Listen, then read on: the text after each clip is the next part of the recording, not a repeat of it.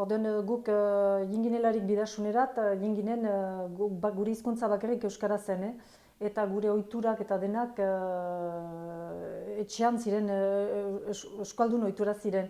Adibidez, argituak izan ziren bidasuneko jendeak zerria hiltzen ginularik, guk oraindik ihetzeakin egiten ginuen erre, eta hori ikusi zitularik argituta gelditu ziren, ez? Zenta hemen landesetan ehosi egiten da zerria, eta guk beti ihetzeakin kukututa egiten ginuen sua eman eta erre egiten ginuen zerria. Eta gero kominionetan eta herriko festetan familia egiten zen akordionarekin, eta gure etxean ohitura zen euskal kantuak, fandangoak akordionarekin hola pasatzen ziren gure artean, eta kanpotik egiten zilarik argituta zien gure giroakin, gure izatearekin, eta auzoak eta ikusten zuten diferentak ginela, nahi dut egan beste ohitura batzuk genitula. Eta eskolako bilkureta deitzen zutelarik nire ama joaten zen beti, eta gu beti area joaten ginearik beti gure artean euskaraz bakarrik egiten ginuen. Nahiz eta errientaren aintzinean edo donoren aintzinean gure hizkuntza zen euskaraz, eta bakarrik euskara egiten ginuen, batzuk argituak gelditzen ziren. Aitu izan dugu ere edukazioen txarrikoa ginela, baina gure hizkuntza euskara izan da beti. Eta ez dugu sekulan dudan izan gure ala zela.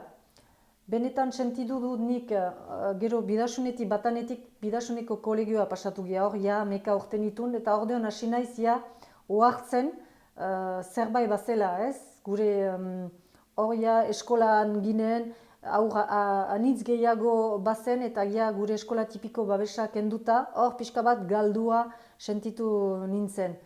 Hor, trufa gehiago ere bai, trufa gehiago, danik diferentzia bazen kanpoko aurrak eta herriko aurrak, eta hortikan sentitzen zira trufa gehiago, eta hor bai komplexuak sortzen hasi ziren, ez?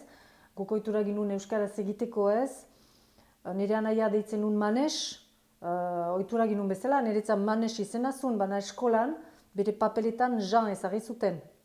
Eta ordean ni beti bere gana joaten nintzelarik nola urte bete diferentzi nun, Manes eta hasten nintzen euskaraz erraten. Eta azkenean nire anaia gaizki hartzen zuen eta errantzautan, ez deitu gehiago Manes, niri Jean deitu hemendik aintzina eta frantsesez egin beste bezala izateko, ez? Eta ordean hartzen nintzen, hor bazela, nunbait etzela, zerbait aldatzen zela, nire izatean behar nula zerbait aldatzen ari zela. Eta gu beti hor segitzen ginuen gure euskararekin, baina gorde beharra ez gehiago. Haunditzen ari eta gorde beharra. Gorde beharra eta lotxa ere bai gehiago ez, gorde beharra. Eta jendeak galditzen zutelarik zu zerzia, nik beti erraten nun, ni euskalduna naiz erraten nun. Eta ez, zu frantsesa zia, eta nik ez betidanik, ni euskalduna naiz erraten nun.